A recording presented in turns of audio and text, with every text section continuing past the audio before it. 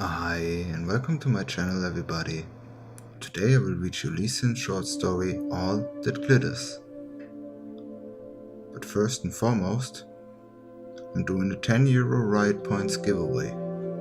In order to take part in it, you need to like this video, subscribe to my channel, and leave a comment below with the name of the character that dies last in the story. Alright, sit back, relax, and enjoy.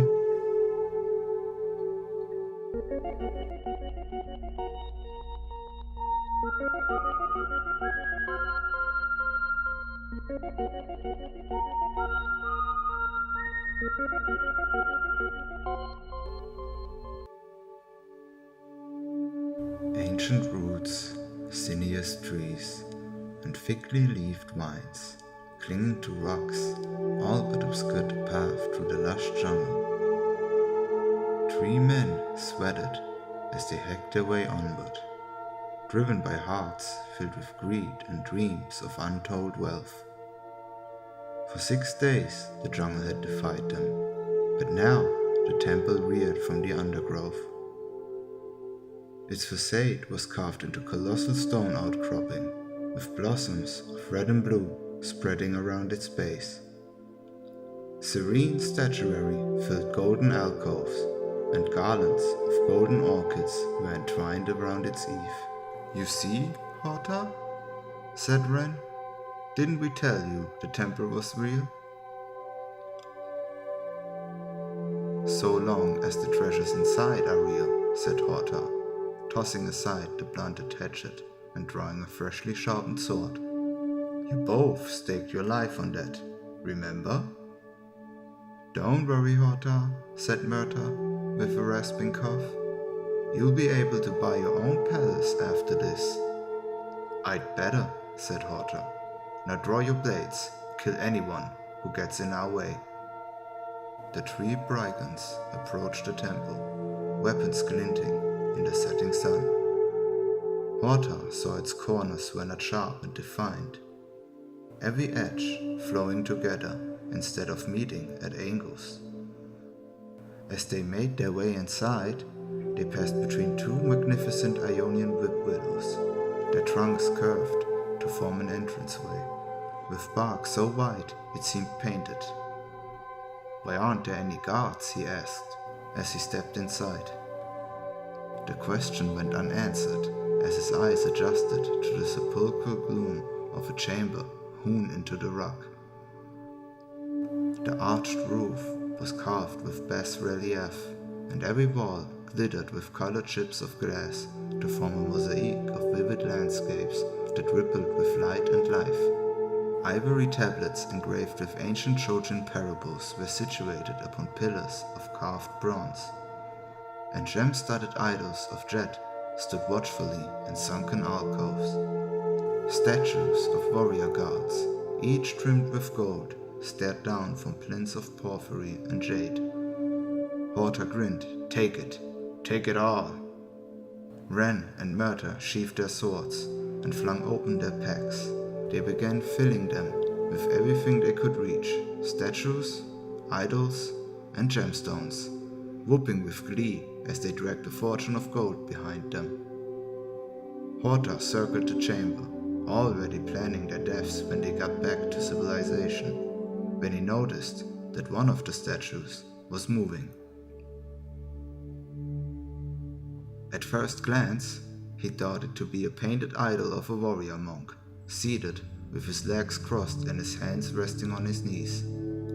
His back had been toward Horta, but now the man stood and turned on the spot with the fluid ease of a coiled snake.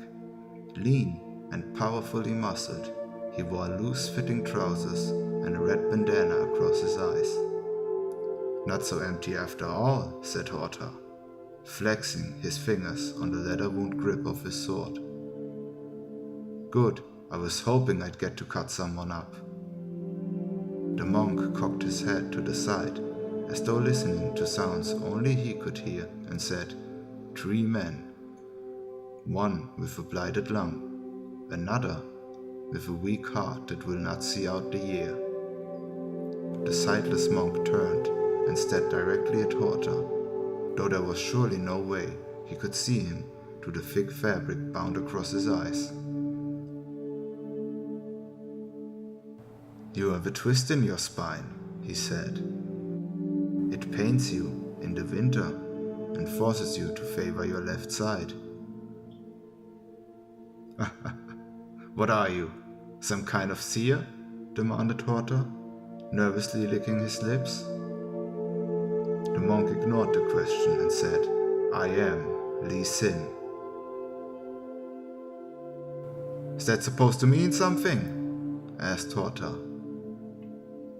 "I give you this one chance to put back what you have taken," said Lee Sin, "then leave this place and never return."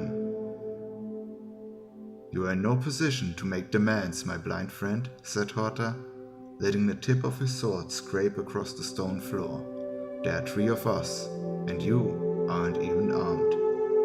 Ren and Murta gave nervous laughs, wary of the monk's confidence even in the face of their advantage in numbers. Horta gestured with his free hand, and his 2 companions moved to flank the monk, each drawing a curved blade from leather sheaths.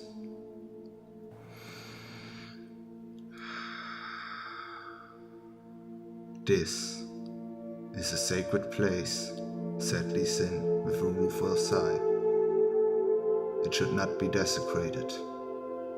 Horta gave the others a nod. "Put this sightless fool out of his misery." Ren stepped forward, but Lee Sin was moving before his foot hit the ground. The monk went from being utterly still to a blur of motion in the blink of an eye. His arm whipped around and the hard edge of his hand struck Ren's neck. Bones crunched and the bandit dropped, his head twisted at an unnatural angle. Lee Sin swayed aside and Murta slashed with his sword. The blow was wild, and a reverse stroke flashed over Lee Sin's head, twisting as he fell to sweep his shin out and skive Murta's leg out from under him. The bandit collapsed, his weapon skittering away on the tiled floor. Lee Sin sprang to his feet and hammered his heel down Murta's sternum. Murta gave a strangled cry as his ribs cracked and the splintered ends were driven into his weak heart.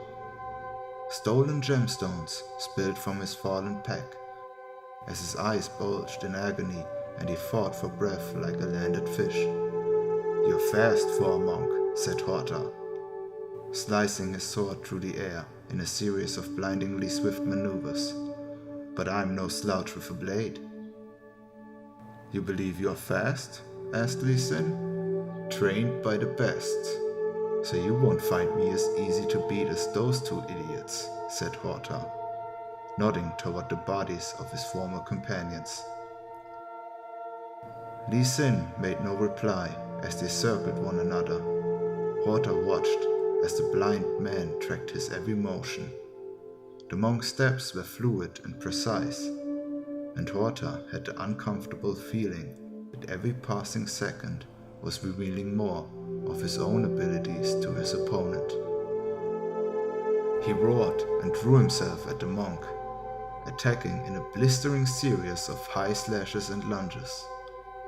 Lee Sin swayed aside, moving like a wind-blown sapling as he dodged, deflected and spun away from Horta's desperate strikes. He kept his blade in constant motion, forcing Lee Sin back with every attack. The monk hadn't even broken a sweat. His impassive mouth, covered eyes, and casual disdain infuriated Horta. He gathered himself for one final attack, drawing on every scrap of training, fury, and strength he could muster. His sword cut the air around the monk, but never once made contact. Lee Sin spun away one last time and bent his knees, his body taut. "You have speed, and not a little skill," he said, sinews pulsing beneath his skin, but anger colors your every thought. It has consumed you and has led you to your death. Horta felt the air in the chamber grow warmer as streams of energy coalesced around Lee Sin. A fiery vortex engulfed the monk, and Horta backed away in terror. His sword falling from his grip, Lee Sin was trembling, as though fighting to control energies more powerful than he could contain. The chamber reverberated with the sound of a rising wind. "Please," said Horta, "I put it back. I'll put it all back." Lee Sin leapt, propelled by the blitzing hurricane of energy. His foot hammered into Horta's chest, hurling him backward. Horta slammed against the wall, and stone cracked under the impact. He fell limply to the floor, every bone in his spine shattered like broken pottery. "You had a chance to avoid this, but you did not take it," said Lee Sin. "Now you pay the price." Horta's vision grayed at the edges as death approached, but not before he saw Lee Sin return to his seated position. The monk's back was to him, and as his posture relaxed, the vortex of lethal energies began to dissipate. Lee Sin bowed his head and resumed his meditation. Alright, that's it. I hope you enjoyed the video. Likewise, I hope you could relax. Like and subscribe if you did. Good luck with the giveaway. Have a nice